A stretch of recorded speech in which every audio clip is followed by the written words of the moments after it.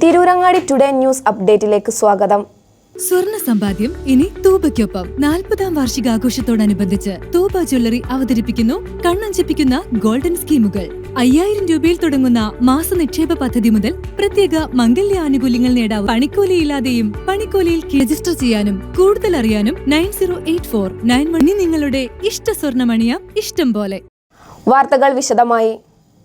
വയനാട് മുണ്ടക്കൈ ചൂരൽമല ഉരുൾപൊട്ടലിൽ ജീവൻ നഷ്ടപ്പെട്ടവർക്കായി ചാലിയാറിന്റെ തീരങ്ങളിൽ നടത്തിയ വിശദമായ സംയുക്ത തെരച്ചിലിൽ ഒരു മൃതദേഹവും ഒരു ശരീരഭാഗവും കൂടി കണ്ടെടുത്തു. ഇരുട്ടുകുത്തിൽ നിന്നും പനങ്കായത്തിൽ നിന്നുമാണ് ഇവ കണ്ടെത്തിയത്. ദുരന്തം നടന്ന് 2 ആഴ്ചയായി തുടരുന്ന തെരച്ചിലിൽ ഇതുവരെ 80 മൃതദേഹങ്ങളും 167 ശരീരഭാഗങ്ങളും ഉൾപ്പെടെ 245 എണ്ണമാണ് ചാലിയാറിന്റെ വിവിധ ഭാഗങ്ങളിൽ നിന്നായി കണ്ടെടുത്ത് നിലമ്പൂർ ജില്ലാ ആശുപത്രിയിൽ എത്തിച്ചത്. ഇതിൽ 41 പുരുഷന്മാരും 32 സ്ത്രീകളും 3 ആൺകുട്ടികളും 4 പെൺകുട്ടികളുമാണ് ഉൾപ്പെടുന്നത്. ഇന്ന് ലഭിച്ചതൊഴികെ മുഴുവൻ മൃതദേഹങ്ങളുടെയും പോസ്റ്റ്മോർട്ടം പൂർത്തിയായി. തിരിച്ചറിഞ്ഞ 3 എണ്ണം നേരിട്ട് ബന്ധുക്കൾക്ക് കൈമാറി.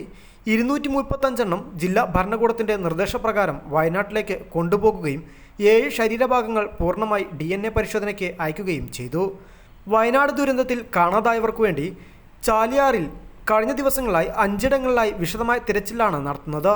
മുണ്ടേരി ഫാം മുതൽ പരപ്പാൻപാറ വരെയുള്ള 5 കിലോമീറ്റർ ദൈർഘ്യത്തിലാണ് ഒരു സംഘത്തിന്റെ തെരച്ചിൽ.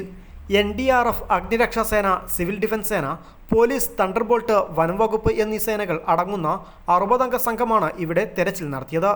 വനമേഖലയായ പാണൻകായത്തിൽ 10 സന്നദ്ധ പ്രവർത്തകർ ഉൾപ്പെടെ 50 അംഗ സംഘവും പാണൻകായ മുതൽ പൂക്കോട്ടുമന വരെയും പൂക്കോട്ടുമന മുതൽ ചാലിയാർ മുക്ക് വരെയും 20 സന്നദ്ധ പ്രവർത്തകരും 10 പോലീസുകാരും അടങ്ങുന്ന 30 അംഗ സംഘങ്ങളും ഇരുട്ടുകുത്തി മുതൽ കുമ്പളപ്പാറ വരെ സന്നദ്ധ പ്രവർത്തകർ ഉൾപ്പെടുന്ന 40 അംഗ സംഘവും തെരച്ചിലിൽ പങ്കെടുത്തു. News desk, Malappuram.